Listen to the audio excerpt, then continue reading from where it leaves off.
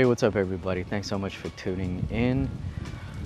It's crazy times, hard times, for a lot of people, myself included.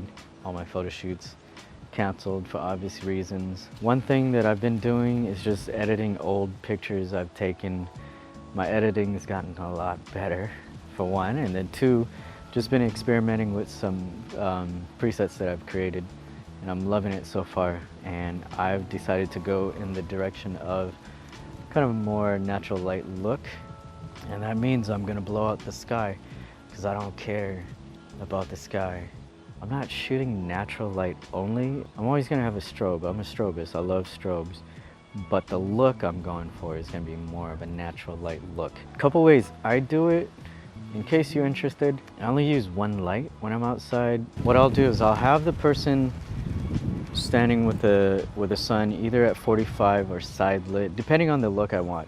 But typically it's gonna be about 45-degree angles coming in one side. And the shadow side is gonna be the side that I pop the flash. And that's just to fill in the shadow just a little bit and kind of get rid of the raccoon eyes. Okay, now what's tricky about this is if you can see the flash hitting the side of the face, that means you've got too much power. So you're gonna turn it all the way down and then just gradually bring it up if you're not sure. So you still want the shadow side to be a little bit darker than the other side that's lit by your key or main light, which for me is gonna be the sun. Now if they're even, then that's gonna give you a flat look, which is what some people like. I don't like the look because then you take away the shadow, it's gonna make them look whiter and fatter, and they hate that look. So typically I would just pop in a little tiny bit of flash to fill that side. Again, looking at the back of the camera, it's gonna be hard to tell if it's doing anything, but just look at before and after with and without the strobe, and that'll help. Or you can zoom in, but just know that even if you can't see it, when you go to edit and you lift the shadows, that's gonna help. Now, if you do see the flash, a couple ways you can go about that is you can either turn the light power down or you can move the light back. What I like to do is I like to move the light back and kick up the power to reach, but just enough. Understanding the inverse square law, when you push the light further away, everything from about a foot, foot and a half, after that light is gonna be pretty soft. That's why I shoot bare bulb, and a lot of times I use the feathered light, the edge of the light. Now if I have the light really close, obviously my light power is going to go down, but a lot of times what happens is the lines do get harder. The edge is a little bit more defined now that you're closer, so you don't get that smooth transition from highlight to the shadows. And if you're not using a modifier, it's not going to be a good look. So if you're up close, then you're going to want a large modifier to soften everything. So anyway, that's how I deal with it. Now, if you have the luxury of shooting under the shade, you may not need a strobe at all, but I still use it. And when I'm shooting under shade, what I'll do is I'll mimic the direction of the ambient light. So if you pay attention to my face, you'll notice this side is a bit brighter. This is gonna be the shadow side. Now, because I'm under the shade, I'm gonna light it a little bit differently. I'm gonna have the light coming in the same direction as the ambient light.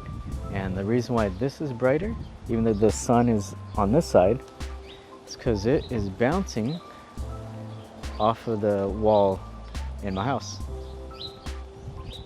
And if you look on the shadow side, it's just a dark stone wall. So it's absorbing the light, it's not bouncing it back. It's very, very subtle, but I'm looking at the back of the screen, I can tell this side is darker than that side.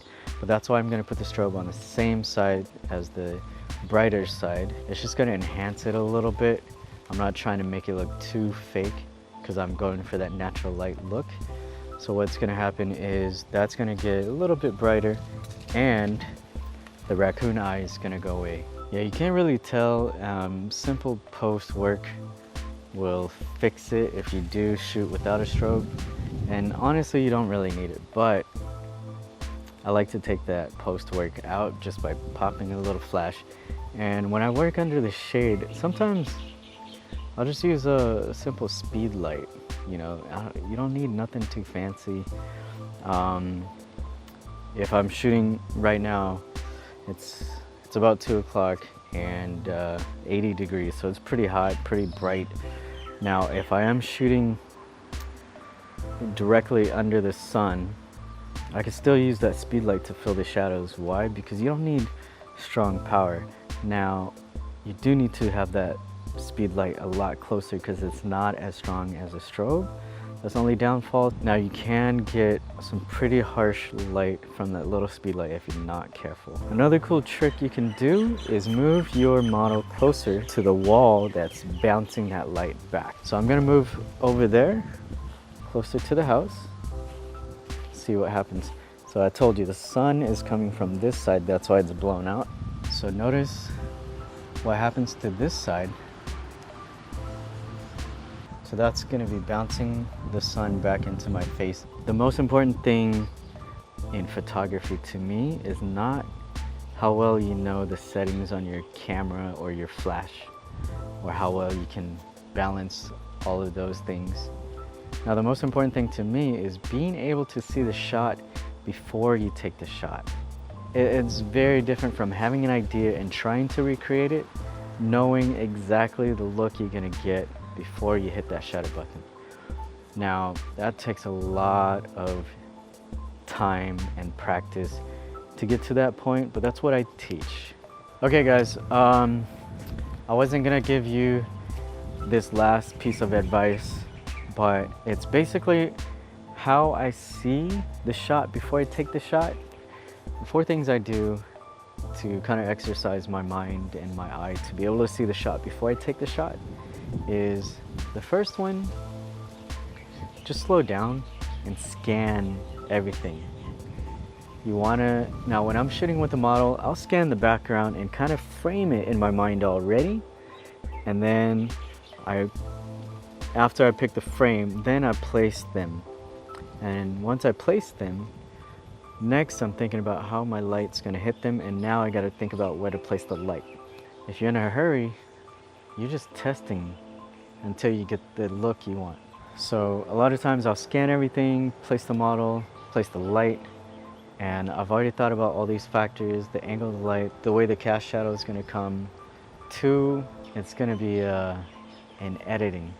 So in editing, you wanna really pay attention to some of your tendencies, those same mistakes you make over and over and over. That way you know when you slow down next time in step 1 that you see in your editing that you missed, you'll know to look for that. And then tip number 3 is repetition. So you're gonna do it over and over and over and over. So you gotta slow down and then try to remember those things that you missed so many times in editing. 3, just repeat it.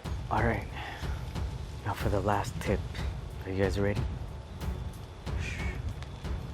All right, now I'm being kind of stupid about this because I'm really obsessed with photography and I'm constantly thinking about it. And if you're just a hobbyist, this advice is not for you. What I'll do sometimes, I'm walking around the house, without a camera, I'll take pictures with my eyes and then edit in my head. So I'm doing these exercises constantly. When I'm out for walks, when I'm shopping with the wife, when I'm whatever, I'm looking at things on how I would take a photo of it, which settings I would use, and then take that photo, and then how I would edit in my head. Everything's done in my head, no camera. And it sounds crazy, but when you do this over and over and over, this is how I'm able to see the shot and edit before I take the shot, because I do it so much. If you want to get to that level, why not? Why not try it out? Nobody has to know you're crazy. You do it in your head. Yeah, if these tips help you out, man, help me out. Hit the like button, subscribe if you like. If not, whatever, not gonna cry about it. Also, I might need your help with ideas on what to film at home while I'm not out there shooting. So let me know what you want to see. Thanks again as always. Try to stay safe, everyone. One last thing, I meant to put this in the beginning of the video, but with this whole thing going on, you know what, I'm mad at China, but that doesn't mean I hate Chinese people. You know, I'm Asian, obviously. You know, it's not cool to hate on people just because they're race. And yeah, I mean, it's messing with our daily lives, messing with families, being able to eat, have basic things, you know, families and loved ones passing away. So I can understand the hate for why it's happening, but I can't understand the hate for people because they're Asian. That's not cool.